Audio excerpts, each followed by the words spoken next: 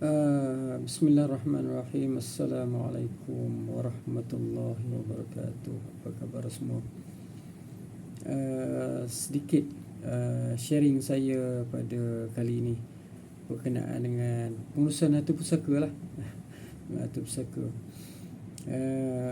Saya baru ni saya dengar satu ceramah daripada Al-Fadhil Ustaz Qusairi berkenaan dengan kefahaman faraid kepada ramai di antara orang-orang kita lah.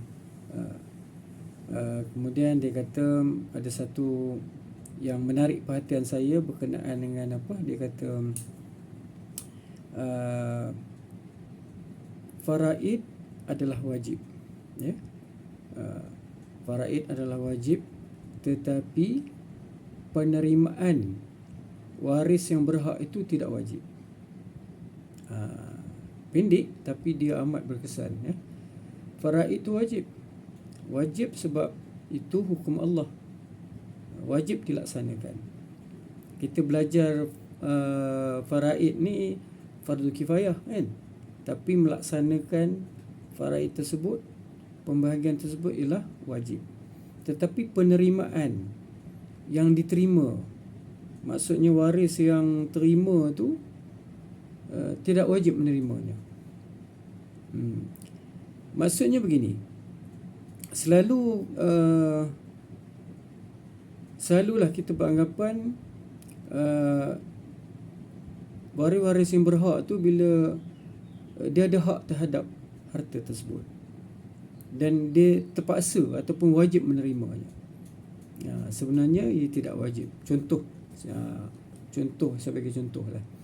Seorang ayah meninggal, ya, seorang ayah meninggal dunia, meninggalkan contoh dia sebuah rumah, ya, sebuah rumah, tanah dan sebagainya.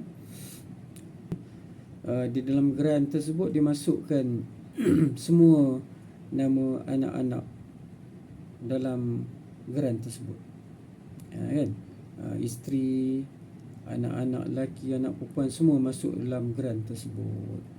Jadi ini adalah salah satu dia. Kalau di jabat tanah tu tak kisah, maksudnya kalau nak masuk berapa nama pun tak apa, tapi pengurusan kita lah nanti ada masalah.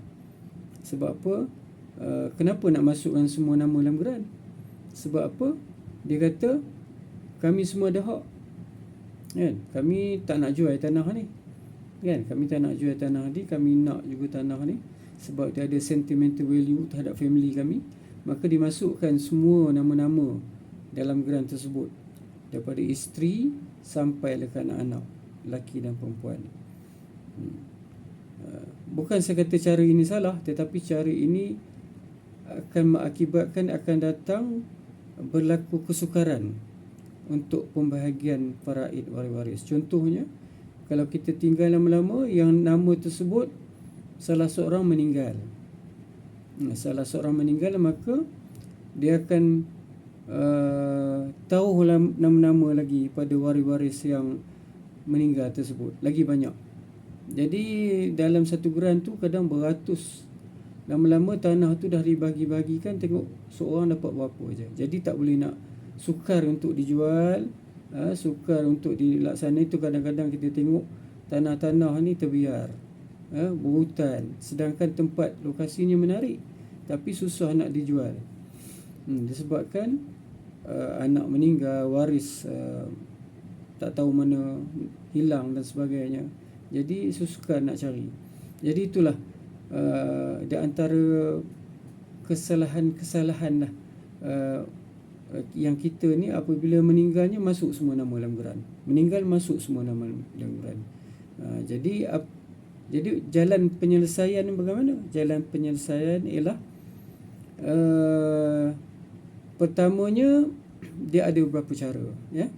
Nanti tunggu sesi video saya akan datang. Wallahu a'lam. Assalamualaikum.